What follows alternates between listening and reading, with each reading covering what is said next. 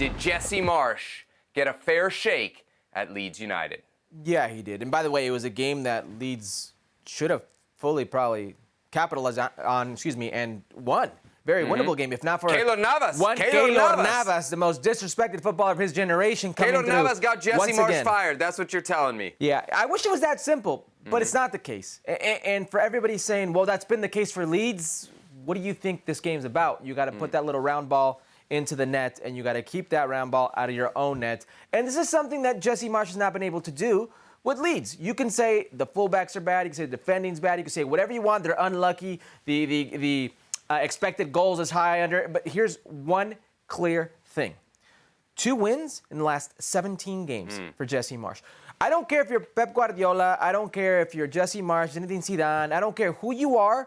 You can't have those numbers and expect to survive. This was bound to happen. They've not won the last 7 games, going on 8 now, I believe. This is, for whatever you want to say about Jesse Marsch, his style, chaotic, it provokes offensive play, it's fast-paced, yes, but that system that you live by, you also die by. And when teams figure you out, as they have Jesse Marsch and this Leeds team, it's very predictable and it's very easy to play against. And Nottingham Forest, yes, they weathered a storm, but they had their chances as well. And this has been going on for the better part of a year for Jesse Marsch. So, yes, he got his own fair shot.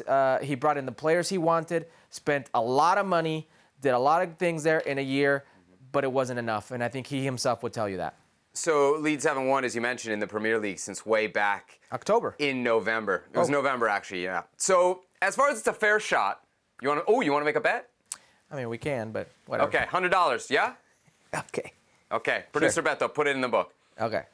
As far as it's a fair shot, I think a lot of times this comes couched in the conversation of him being American, right? And I do think he got a pretty fair shot as far as the fans there at Leeds are concerned. Remember, he took over for Bielsa, so he was always kind of battling uphill, and they still let him into their hearts. Obviously, you saw the fans in the stadium who were very upset and wanted him out.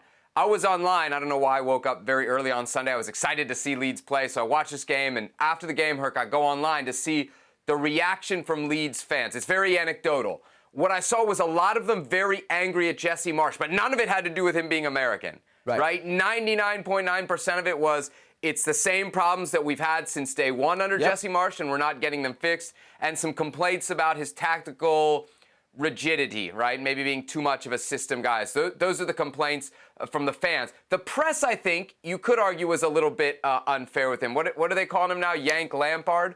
We've heard that. And then I don't know if you saw the story that came out. And I think, Herc, this is one of those stories where if things are going well, it's actually brought up as a positive.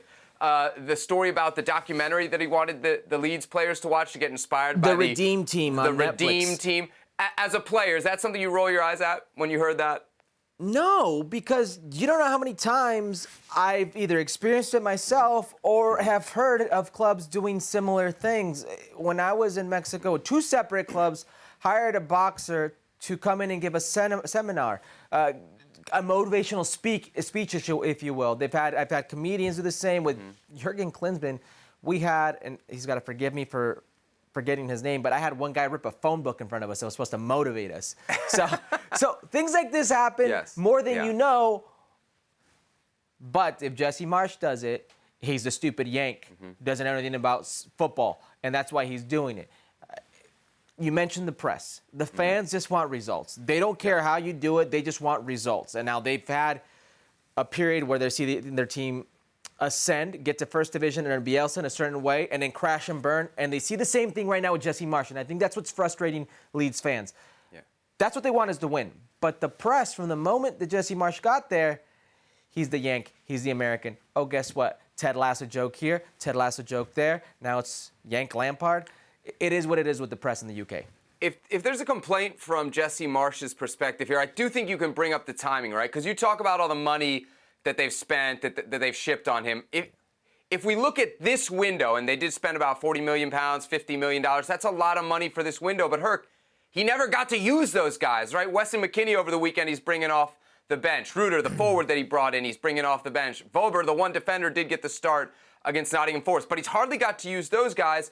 And if you go back to the summer, yes, they did allow him to bring in Tyler Adams. Yes, they allowed him to bring in Brendan Aronson, but they also got rid of some massive pieces, right? Calvin Phillips is an English international.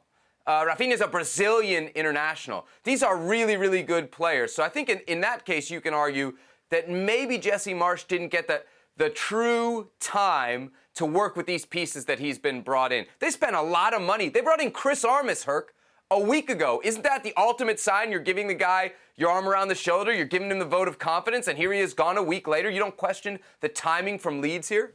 You can question the timing if you want, but Chris Armas is an indicator that they're going to give him a longer leash or are going to have more time. The reality here is they saw nothing, and they being the ownership or the board, whoever you want, this isn't he's an American, he made bad choices. He's an American, he made bad choices. You talk about the players that left, what about the players who came in? Brendan Aronson, Tyler Adams, those are two guys that he specifically wanted, and they spent a lot of money between those two, and you can argue that when Leeds did well, those players did well. But it's not about those players doing well, it's about Leeds doing well. And they didn't do enough. So it doesn't matter how much money they gave him to spend in this transfer window. You live by these results. And oftentimes, teams in this situation, they get a jolt from a new manager. They get that técnico que debuta gana or doesn't lose. You know, the new coach who comes in. Everton Arsenal. Sorry, producer Beto. Sorry, there you go. Exactly. It happens. Everton, who was dead in the water, versus Arsenal, who was flying high already 50 points.